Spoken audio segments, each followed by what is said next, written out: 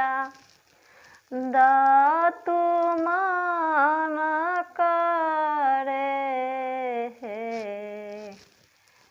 ललन रे दातु मान कोय राजा निकालना धनी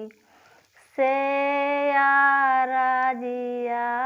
करइए धनिया है फूलवा के सेजी यारे लगाई तात दूनु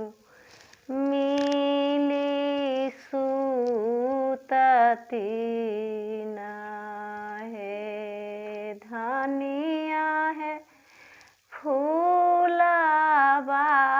के सेजी यारे लगई तात दूनु मिली सूतती बोले लूहे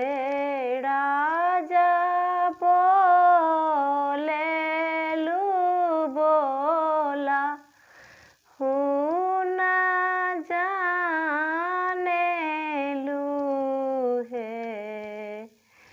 राजा हो सोना के हई हमारो घड़वा तो हीरा मोती लागल छई हे राजा है सोना के हई हमारो घरवा तो हीरा मोती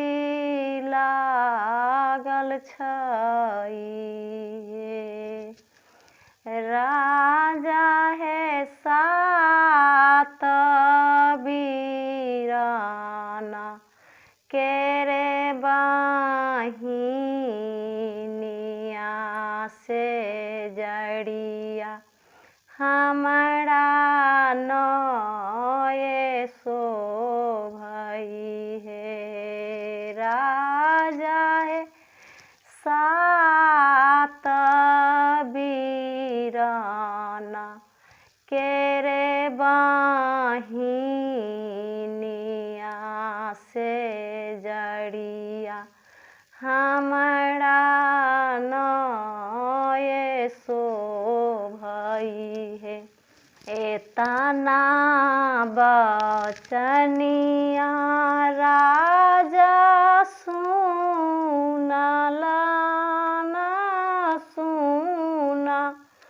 हूँ न पावेली है राजा है घोड़ा पीठी भेला आशा बारा बिजुआ बना